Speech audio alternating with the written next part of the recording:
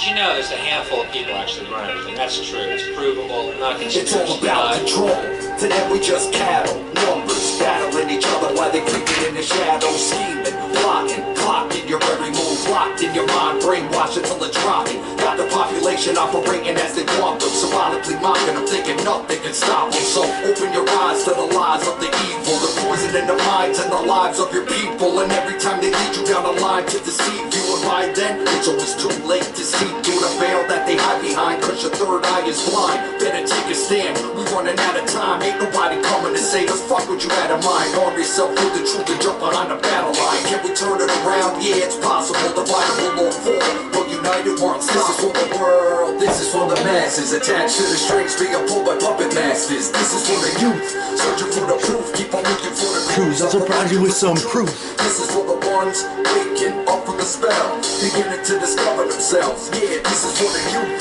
searching for the truth. Keep on looking for the clues. I'll provide you with some proof. Hey, yo, the stage is set, the game is rigged. The system isn't broken, it was designed this way. And only the blind obey, give their mind away. See these political, parasitical, cynical. Alright, welcome back to Beagle Eye Visions. I'm so excited. This book was so much fun. Man, we got another Bond book in here. Another James Bond. We're doing Hurricane Gold, everybody. I just got off work. Just got off work about, I mean, man, not even an hour ago. No, an hour ago. An actual hour ago. Welcome back, everybody.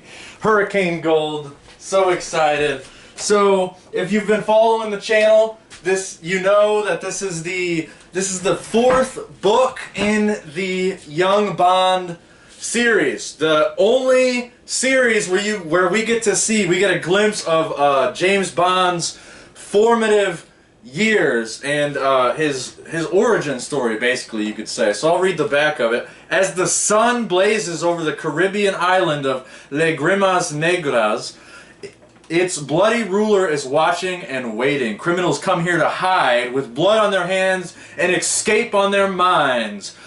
On the mainland, ex-flying ace Jack Stone leaves his son and daughter in the company of James Bond, but a gang of thieves lies in ambush. They want Stone's precious safe and will kill for its contents. A deadly chase through the Mexican jungle begins on this terrifying trail of greed and betrayal. Only danger is guaranteed. Survival is not. Greed is a deadly force. What a fantastic book. Charlie Higson killed it yet again. The storyline is just absolutely fantastic. Let me get a drink here. Man. I got some Dove Sludge in the cup again. Got this sick Dubby cup. If you want to support the channel, use the code. I'll say it at the end of the video. So let's get to the notes. Alright, shout out to Charlie Higson, actually, before we get started. Shout out to Charlie Higson. Thank you, dude. Thank you for these fantastic books. These are amazing. I would love to see Charlie Higson and Susan Wayne, the writer of the Barcode series. Maybe if they teamed up and did a book together, that would be like phenomenal storytelling. So, greed is a deadly force. James Bond is the most famous spy in the world has ever known. His life is in the shadowy world of the British Secret Services. Was brilliantly documented in 14 classic books by Ian Fleming. From Casino Royale to Octopussy. But until the release of Silverfin, we'd only been allowed fragmentary glimpses of James Bond's formative years. Charlie Higson revealed the real young Bond for the first time in Silverfin. 10 out of 10. Silverfin is so good. Man, what a perfect start to the series, Silverfin. Fantastic. Ian Fleming wrote the first book about James Bond read on to discover the James Bond hero no one had ever seen before the boy who became the hero. Ian Fleming first wrote about James Bond over 50 years ago. He was uniquely placed to chronicle Bond's Secret Service career. He was himself involved at a high level in intelligence gathering operations in the Second World War. Charlie Higson is a well-known writer of screenplays and adult thriller novels, as well as a performer and co-creator of the Fast Show. I've never heard of it. Both his Young Bond and the Enemy series are global bestsellers, and that was kind of introduction. And before I go on any further, I do want to say I've been getting more hours at work. So last book review I was only getting like 30 hours. Now I'm getting 40 hours, and my back hurts. So please forgive me for my Shatner-esque pauses and my stutters and brain farts. Shout out to Paul Harrell too. Paul Harrell, R.I.P. You're a legend. Paul Harrell. This one's for Paul Harrell. Anyway, so Hurricane Gold was published in 2007. The 4th book out of 5 in the series. And so here's another quote from the acknowledgments that this quote was really interesting from the author. U.S. writers never really make things up. Our ideas for stories and situations comes from all other stories ever told since mankind first learned to talk. I got the notion of a secret hideout for wealthy criminals ruled over by a Mexican tyrant from a book called The Getaway by Jim Thompson. Jim Thompson was a better writer than I will ever be, though completely unsuitable for children, and I would like to thank him for dreaming up such a clever idea. Now, we all know,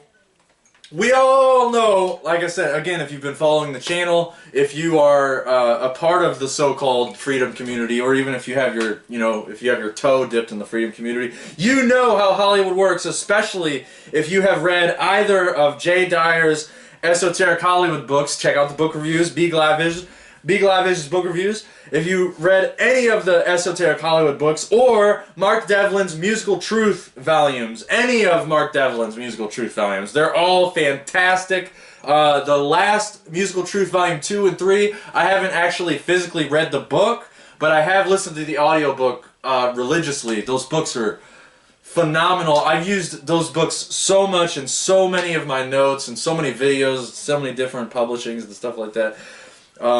Yeah, I could go on about Mark Devlin. What a legend. A lot of legends with the name Mark apparently going around.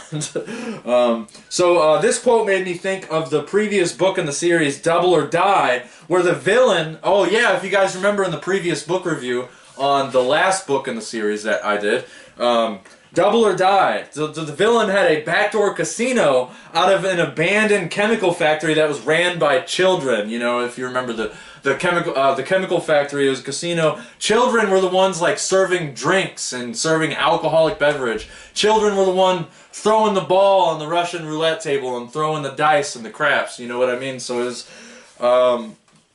creepy, to say the least. So I believe that Charlie Higson, definitely being part of Hollywood, he knows something. I think he knows more than what he's giving away. You could say. So like Slepry McEpstein's Island. If you guys, yeah, the island thing. It was about, I don't know. It was a serious thing that happened to that dude who was in a totally secured jail cell with 24-hour surveillance cameras, and he just mysteriously died when he was about to go on trial. I don't know if you guys remember that. They give us so many psychological operations that it's just, it's like, keep it moving. What's the next thing that's going to keep us in fear, right? That guy with that island and the Ghislaine chick that also got busted but didn't get busted at the same time. If you guys remember that, it's important. That's why I always say stay vigilant. It's not important. It's not enough to stay woke, as the New Agers say. That's not enough. You got to stay woke. You got to stay vigilant. You got to be on. You got to be on it. So, part 1, El Huracan. Chapter 1, House Rules. El Huracan, gosh, I need to work on my Spanish. The owner of the island, known as Lágrimas Negras,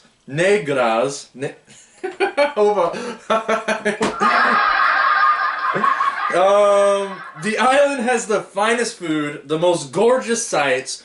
No authority figures are allowed on the island. No fuzz, no statesmen. Okay? So, of course, El Huracan has a few rules. Huracan, he's the boss. He's the El Jefe. El Jefe. All the money is kept in El Jefe's bank. Number 3, no communication to the outside world. None whatsoever. And finally, the last rule, number 4, you can never leave. So he's got control of all the money. He's got all the money is kept in Hefe's bank. He's the boss. No communication to the outside world, and you can never leave. Which funny thing, which is the musicians that El Huracan hires. The musicians are blind. They're blind. So these musicians, they're taken on a boat to the island. They perform for the parties every Saturday evening, and then they're shipped back. And it's because they're blind, they don't speak on anything that they've seen. So I thought that was really interesting. One of the men, so in this first chapter, Huracan is telling 13 gentlemen the rules. He is also trying to figure out a very, very, very important piece of information. One of the 13 men has been trying to send out letters to the outside world. Huracan, I need to stop. Huracan plans to find out who is trying to go to communicate with the outside world. So Huracan poisons the food and releases the antidote.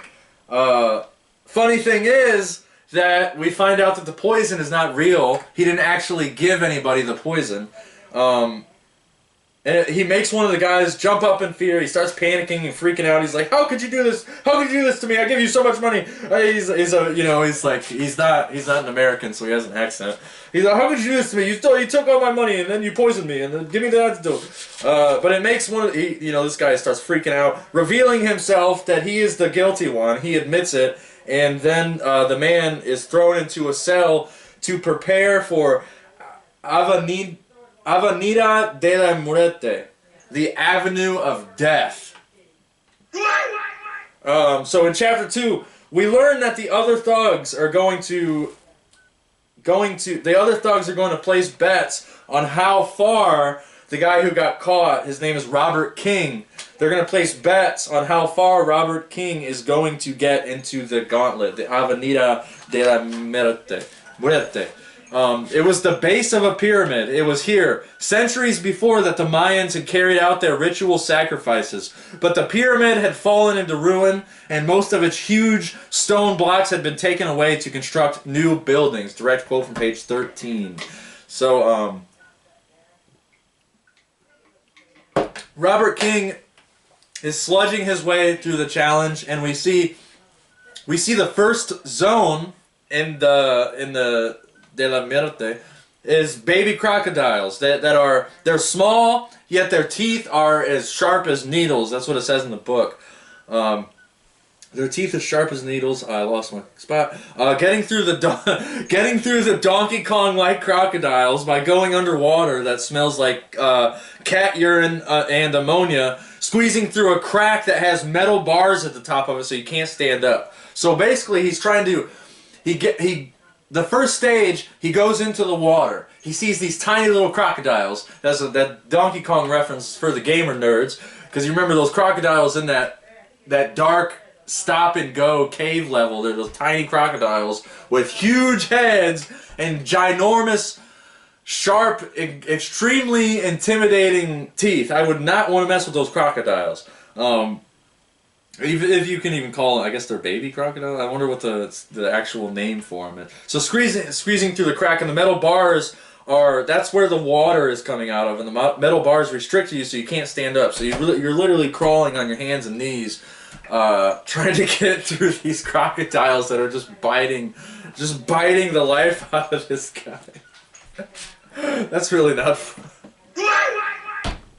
Really shouldn't be laughing. It's a brutal chapter.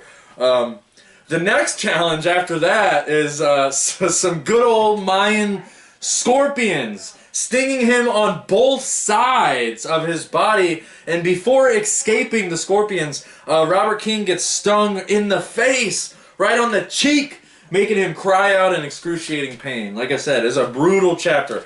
Following that, the grievous scorpions are rows of steel plates. And for a millisecond, Robert King calms down and he gets his breath. He tries to catch his breath until he sees the smoke. Smoke at the end of these steel plates are billowing out from under them. So the thugs, El Huracan's thugs, are under the steel plates, stoking fires and just loading wood onto these steel plates. So the steel plates are turning red hot, and that they start. The henchmen are heating the plates up, burning the man's skin and searing his flesh. And he somehow musters the energy to get over to the next wall. And he in the book, the way it describes it, oh my gosh.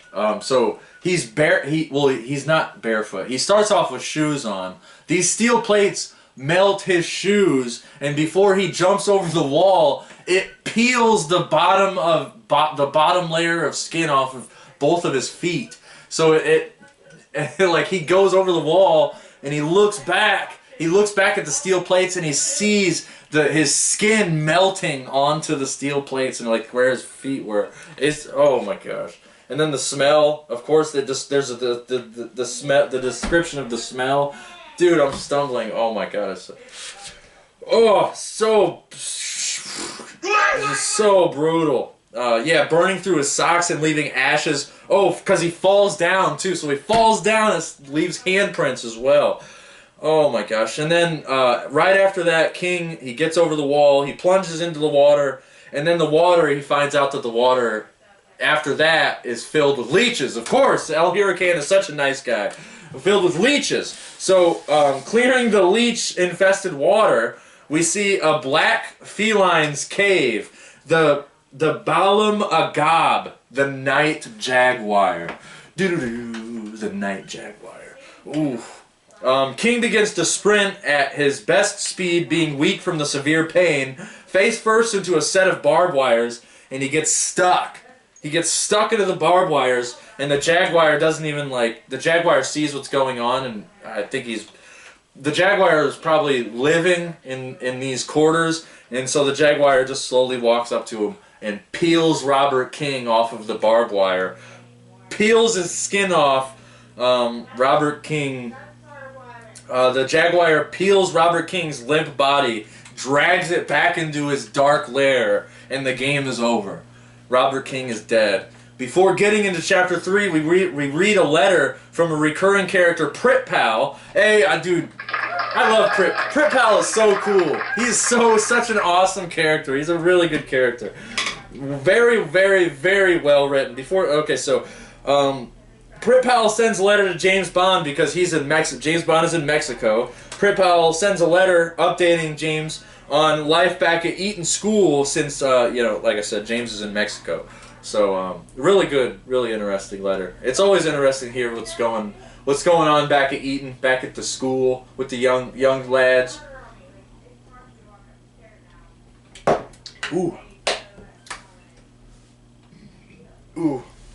Man, I hauled so many bananas today. You guys wouldn't believe how many bananas I hauled today at work. So, Chapter 3 is titled Angel Corona. James and his aunt Charmian. I never know how to pronounce her name.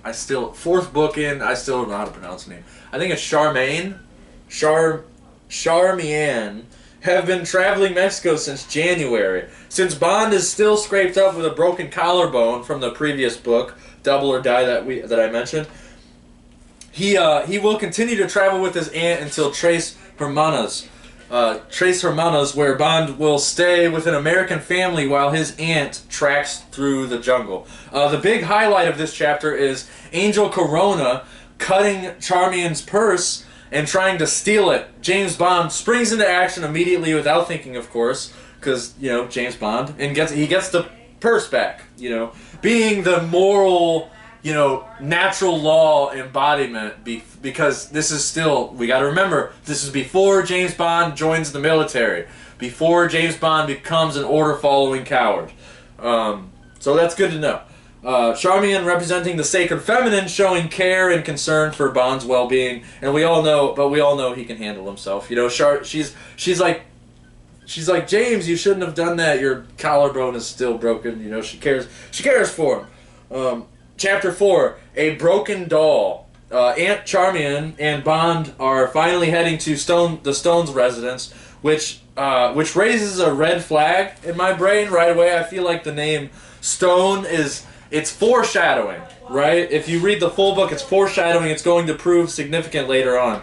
My reason for saying that is being the description of the house, among other things. Let's listen. Here's a description of this house. There were 2 crouching stone lions on the terrace, guarding the front door, water streaming down the carved mains, a row of roses in heavy lead urns, and 2 big red-leaved poinsettias in tubs were drooping under the downpour. Page 41, because there's a hurricane going on right now. It's pouring rain when they get to the house, and the aunt and what's his name, Stone,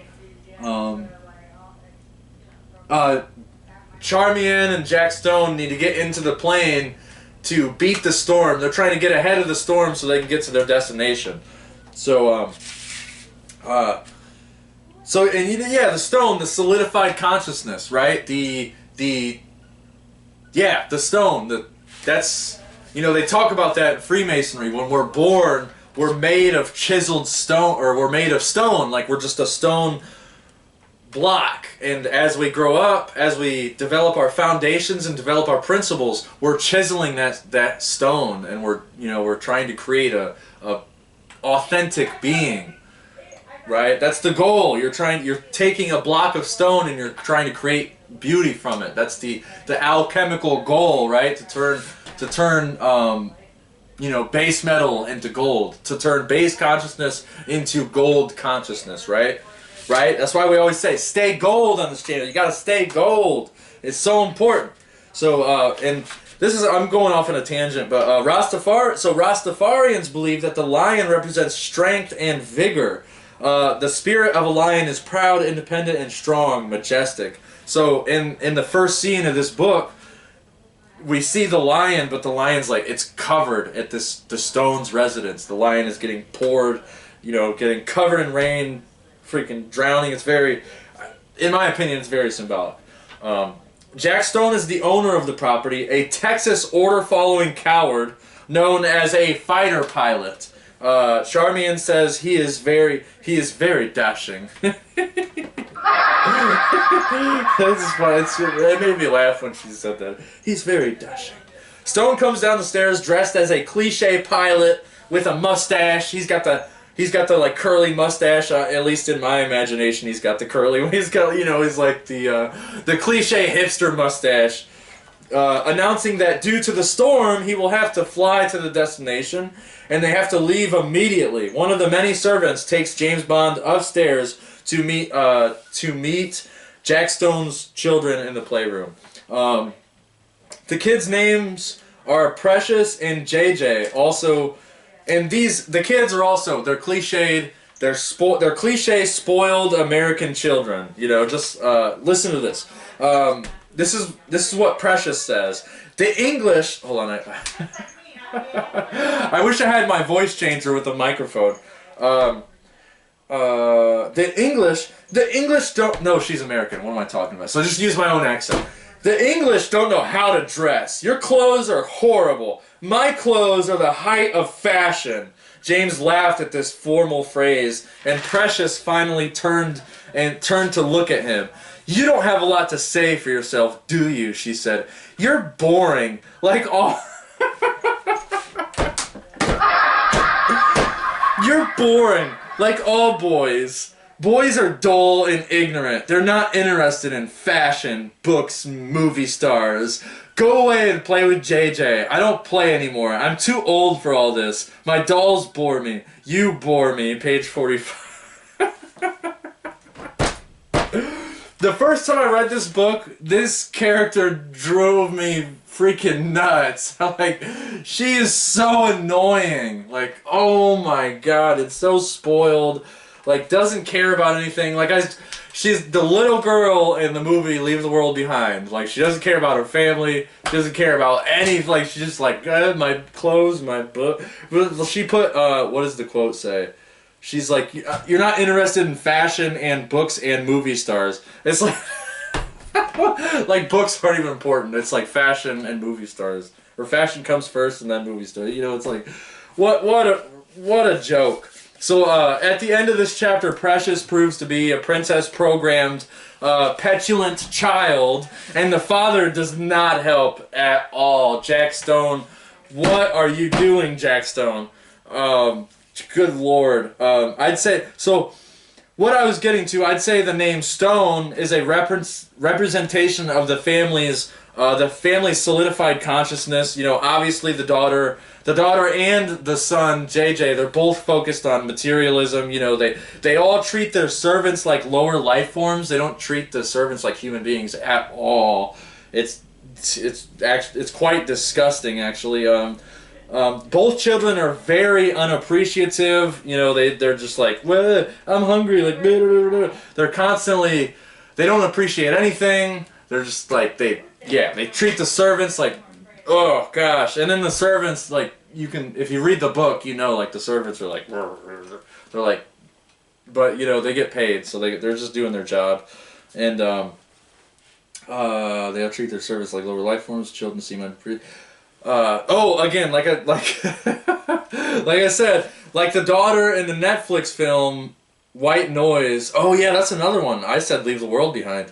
The film White Noise on Netflix is wildly satanic. Or like the previous book review that I just mentioned, Marty McFly from Back to the Future. You know, even though he's got all this money, he's got all this like. Marty McFly, he's got a roof over his head, he's got, like, his parents take really good care of him, but he's, like, just unappreciative, and he's like, I'm bored, my life is boring, and it's like what most millennials and, you know, younger generations think. It's like, it's horrible. It's horrible. People's parents are fucking horrible.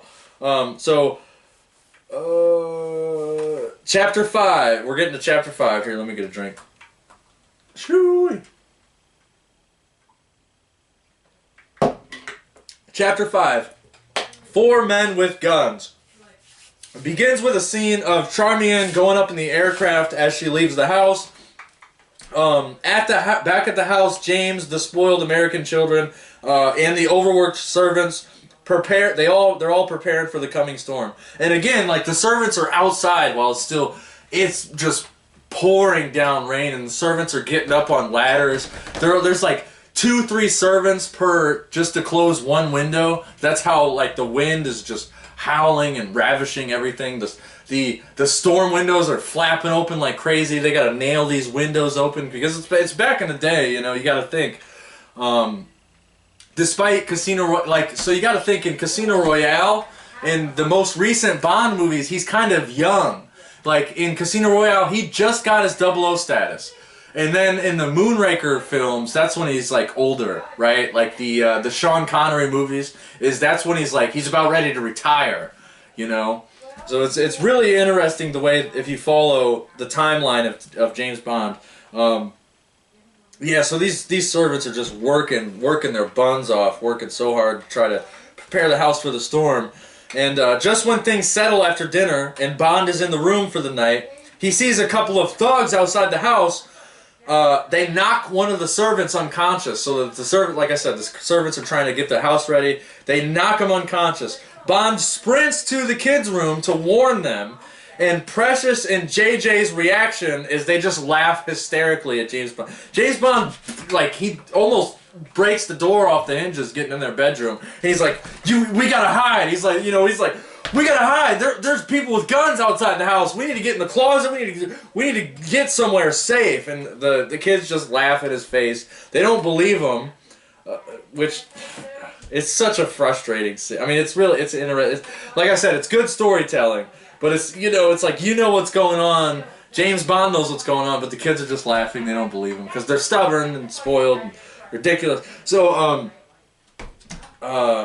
he sprints to the kids' room, busts in, and then the chapter is over as the thugs with guns find the kids, and Bond, he dove into like a hiding spot before they burst in.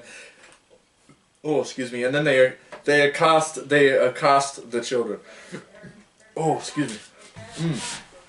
Got that W flowing through me. So then we get to chapter 6. In the belly of the storm, the henchmen are causing a ruckus along with the storm, nearly destroying the house. Luckily, the storm, while all this is going on, the storm smashes a tree through the window right before one of the thugs fires his gun at the kids. This man is ready to delete the children off the planet, and the tree busts through the window, knocks the gun out of his hand.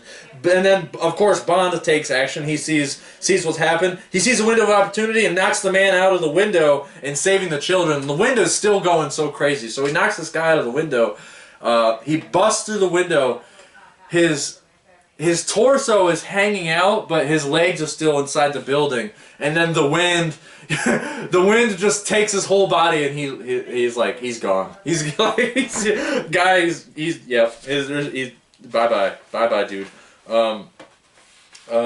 Knowing the other thugs are going to be looking for them, James and JJ formulate a plan to get to the old icebox outside, to get to shelter from the storm, and to get away to safety. Precious complains the entire time, being her princess program self. Of course.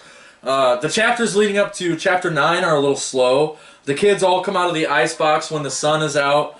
Their house is utterly destroyed. It's basically just a foundation. All possessions are soaked and tattered. The body of one of the servants are still in the yard, and that's obviously the first body that the kids see. So this princess program, her name is Precious, like it's in her name. Her name's Precious. And then JJ, they see the body for the first. This is obviously their first body they've ever seen in their entire life. So they're traumatized. There's so much traumatization going on. All possessors are soaked. Yeah, it's intense. It's really intense. So with no other choice, Bond and the kids have to take one of the Stone's vehicle, which is a silver. Oh my gosh, I love cars. I'm a gearhead, even though I'm too poor to even own a vehicle, despite working 40 hours. Like I said the last book review, despite working 40 hours, I still can't afford a car. But it's a silver Model J Duesenberg. Look it up. It's a fantastic looking machine. I looked it up. It's gorgeous. I love it. I would love to drive one.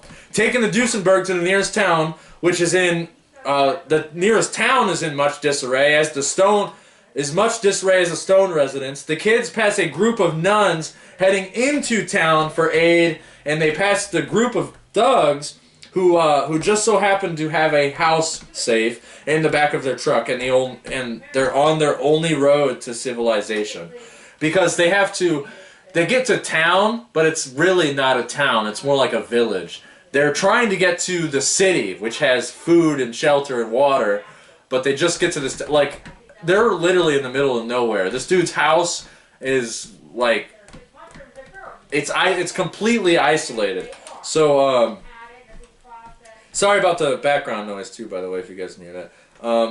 Realizing the getting to Puerto Nuevo, which is the town, like I said, the town with aid, water, and hopefully shelter. Bond notices the townsfolk attempting at keeping a flood at bay. Realizing the flood is coming, Bond reverses the vehicle as fast as possible, bringing us to chapter 9. So Bond, they're in this town, and the village, everybody's working together. They're trying to dam the river, but Bond, there's a scene in the book where they're trying to make their own dam. But Bond realizes that it's going to fail, and he's driving the vehicle, so he's got to back up. As soon as he starts reversing, the dam breaks, and so the river starts flowing towards them, and the car gets totaled. Actually, it's really sad. It sucks because it's that poor car. Oh, Jesus. So chapter 9 is titled "The Return of Angel Corona."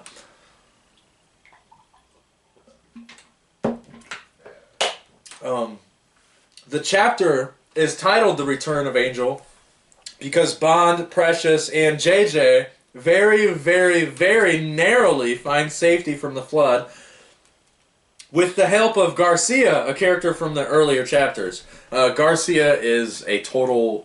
Hey, shout out... I gotta give a shout out to Garcia. Garcia's a legend, dude. I love Garcia. Once our...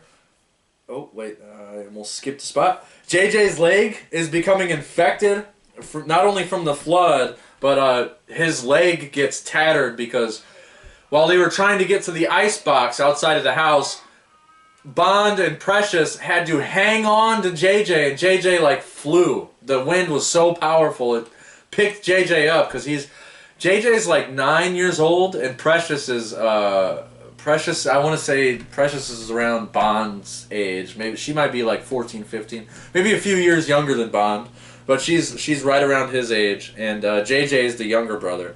So his leg gets all cut up and it starts getting infected from the flood. So Bond and Garcia go out to find some antiseptic because he's starting to like turn green and he's getting nauseous and weak, and JJ is kind of holding the group back, even though but he's sick. So they have to find medicine immediately, or this kid's gonna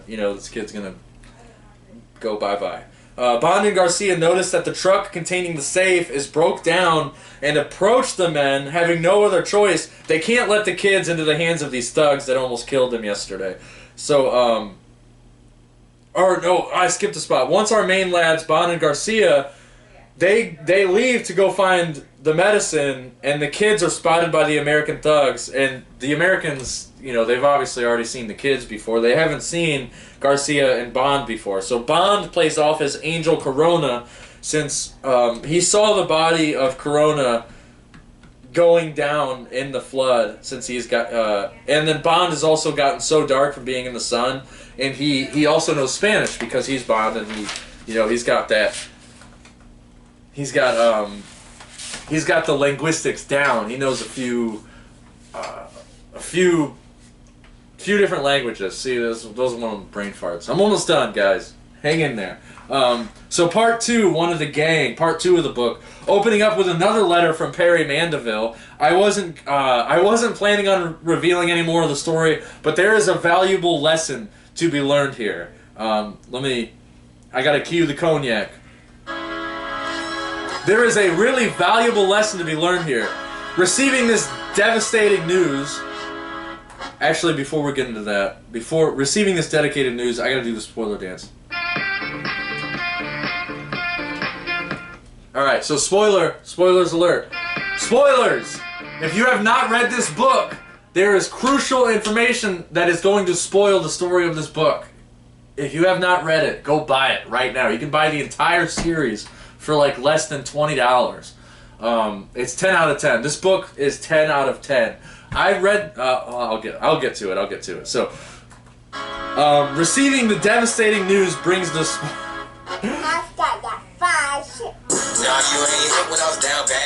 Okay, so we'll go.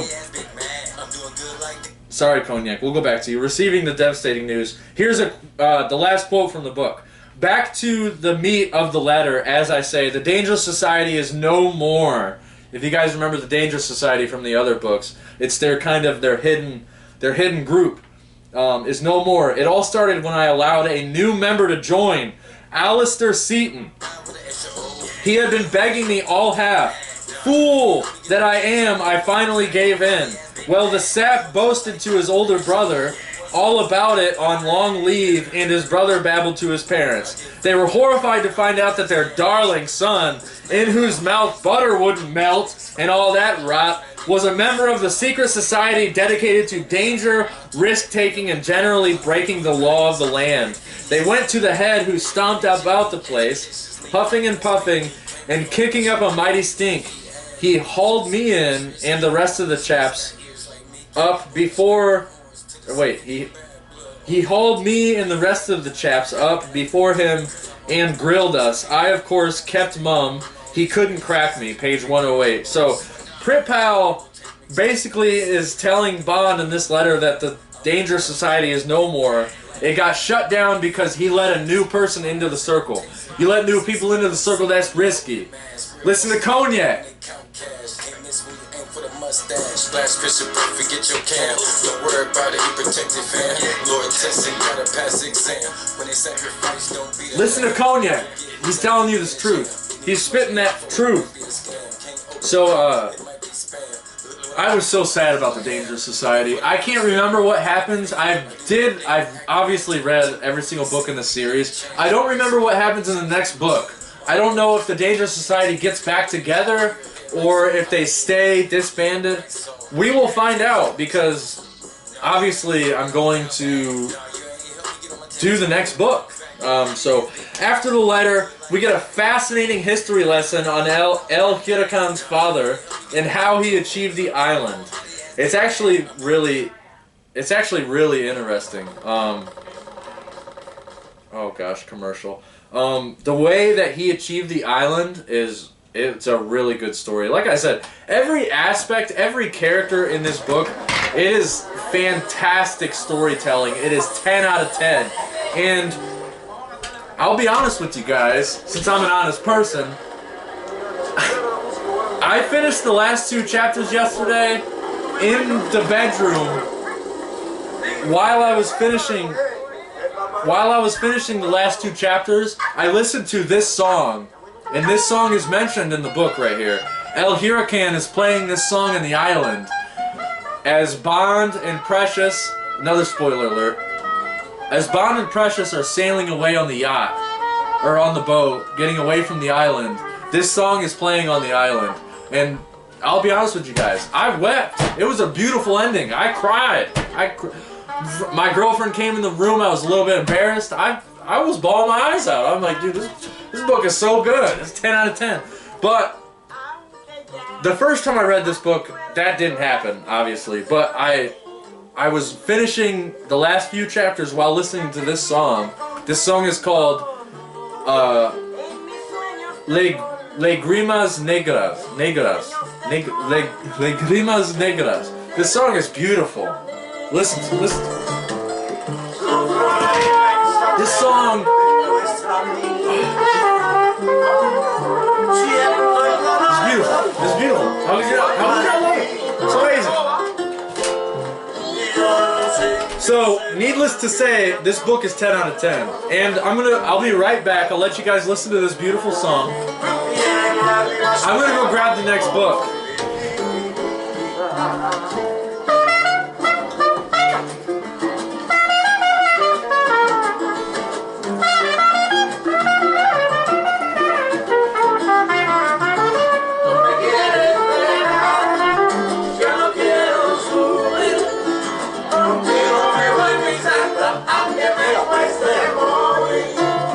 Mi futura emperatriz, mi amor es tan fuerte y loco. Te voy a dar un besito en la punta de la nariz. So, Yo no quiero su la goba. Contigo me voy a picar, aunque me cueste morir. Aunque me cueste morir, contigo quiero seguir. Contigo me voy mi prieto, porque yo quiero vivir. it's amazing. This song is so good. Look what I ordered. Look what I got, guys. I'm so excited. This is gonna be the next book. I am so ecstatic. I can't really see, it's dark. Okay, I'm so ecstatic. So, this is the next book.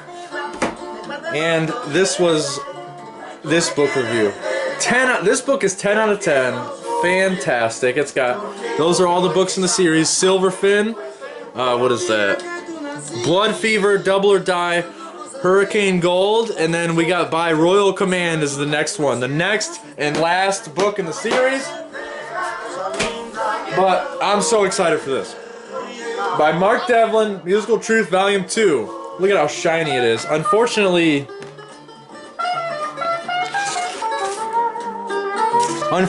I didn't have enough money to get him to sign it. But maybe in the future. Maybe in the future I will. Dude, I can't express how excited I am about this book. This book is legendary. Mark Devlin is legendary, and I'm gonna sit here and talk to you guys for a little bit because I got nothing better to do. And now that the book review is done, I'm finished with the dubby. I'm gonna. Here's the tea. Here's the tea. It's for you guys. Thank you for made it this far. I appreciate you guys. I appreciate you subscribers. If you want to support the channel, use code BeagleEyeVision at w.gg for 10. Please charge battery. For 10% off your entire purchase at w.gg. Make sure you stay tuned. Look out for the dubs. There was something else I wanted to talk to you guys about. So,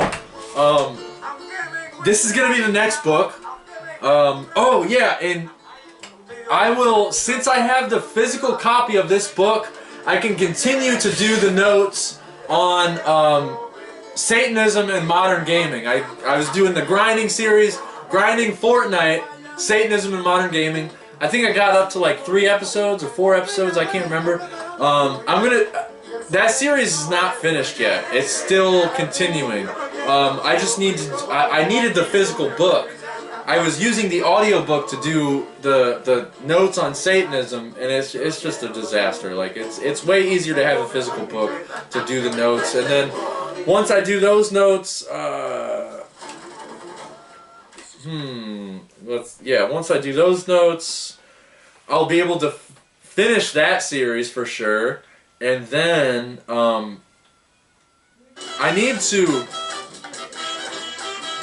I really need to,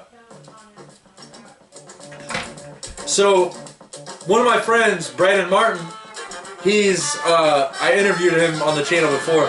He wants to help me with my podcast, so he wants to be a sort of a co-host, and he said, whenever you want to start your Beagle Eye Visions podcast, I will come on with you. So, that's very exciting. That'll be coming up here soon, whenever I get the time. It's hard, like, you do 40 hours a week.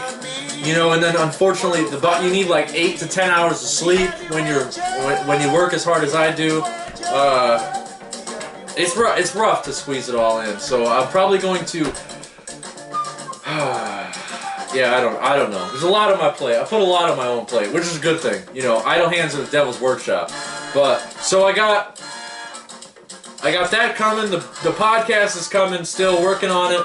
I'm going to do notes for the podcast. Actually, I probably already have notes for at least for the first episode of the Beagle Eye Visions podcast. And then, yesterday, I just recorded, oh no, the episode will be up before this book review is even posted. Never mind. So, Cars 3, Grinding Cars 3 series will be up.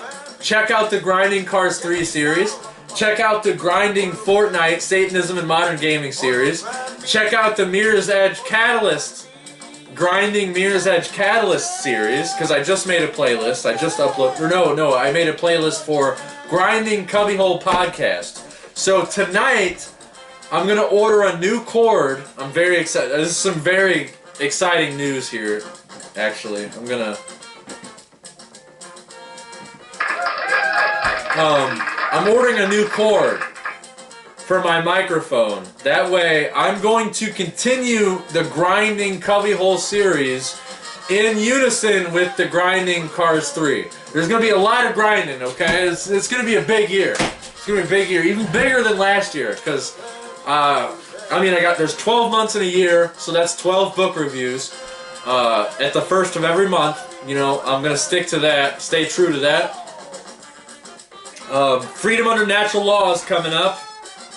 I want to give another shout out to Freedom Under Natural Law. It's coming up in February. So the month that this book review will be uploaded, released, I gotta find it. That way, so you guys know.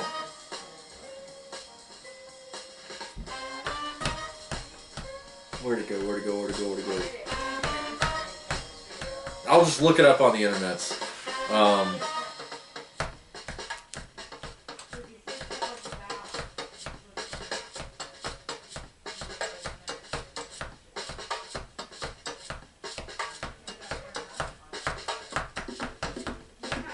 Freedom Under Natural Law. Where is it? February 22nd to February 23rd, 2025. Okay, they're going to be going live. They'll be going live on Facebook, on YouTube, on Rumble, on I'm not sure, but I'm pretty sure it's going to be streaming on the One Great Work Network, which I'll put a link in the description of this video. I love the One Great Work Network. I mean, what do you guys think? Have you spent any time on the One Great Work Network? Are there any content creators that you love on the One Great Work Network? Let me know. Put it in the comments below. Let's create a community. Alright? Let's start putting comments. Let's start communicating with each other. I will respond to all of your comments. All and any of them that you put in the description. Or put in below. Put in the comments below is what Braille used to say. I will respond to all of them. Despite all the work that I do. I will respond to every single one of your comments. Let me know what you want me to do. Well, you guys voted for Cars 3 as the next grinding series, so I guess there's that. So I started that. I started Cars 3. I can't wait. Freedom Under Natural Law is going to be epic. Yeah, so excited. A lot of good stuff. A lot of good stuff. I'm so tired. I wish I wasn't so tired. I hate being tired. I'm going to go upload this. Probably play some video games. Probably play some Raid Shadow Legends.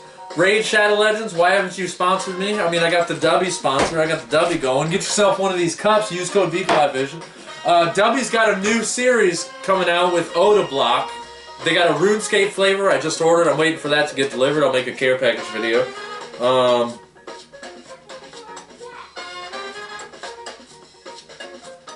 Yeah, I'm out of stuff. So I'll let you guys. I'm gonna close out on the song that I started the book review with because it's a 3-minute song. It's so good. All right, thank you guys who made this far. I appreciate you. I freaking love you guys. You guys are legends. If you've been following the channel, listen to this song. It's so good. You know, I'll put the song in the description. Actually, right. I mean, that's true. It's provable. It's all about control. To them we just cattle, numbers, battling each other while they creeping in the shadows, scheming, blocking, clocked in your every move, locked in your mind, brainwashed until it's rocking. Got the population operating as they want them, symbolically mocking them, thinking nothing can stop them. So open your eyes to the lies of the evil, the poison in the minds and the lives of your people. And every time they lead you down a line to deceive you, and by then it's always too late to see through the veil that they hide behind, cause your third eye is blind. Better take a stand, we running out of time. Ain't nobody coming to save us, fuck what you had in mind. Arm yourself with the truth and jump behind the battle line. Can we turn it around? Yeah, it's possible. Divided we'll all fall, but united we're unstoppable. This is for the world, this is for the masses. Attached to the strings, being pulled by puppet masters. This is for the youth, searching for the proof. Keep on looking for the clues, I'll provide you with some truth. This is for the ones waking up from the spell,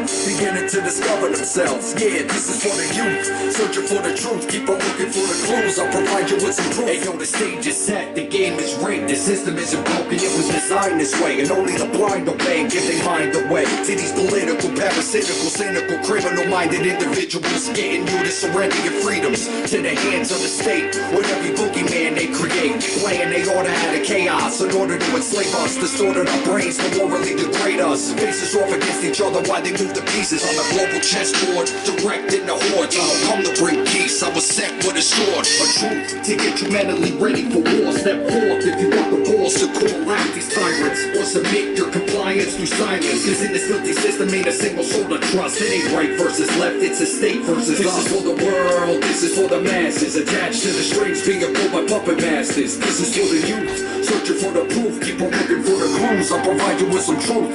This is for the ones waking up from the spell, beginning to discover themselves. Yeah, this is for the youth, searching for the truth, keep on looking for the clues, I'll provide you with some proof. This is for the world.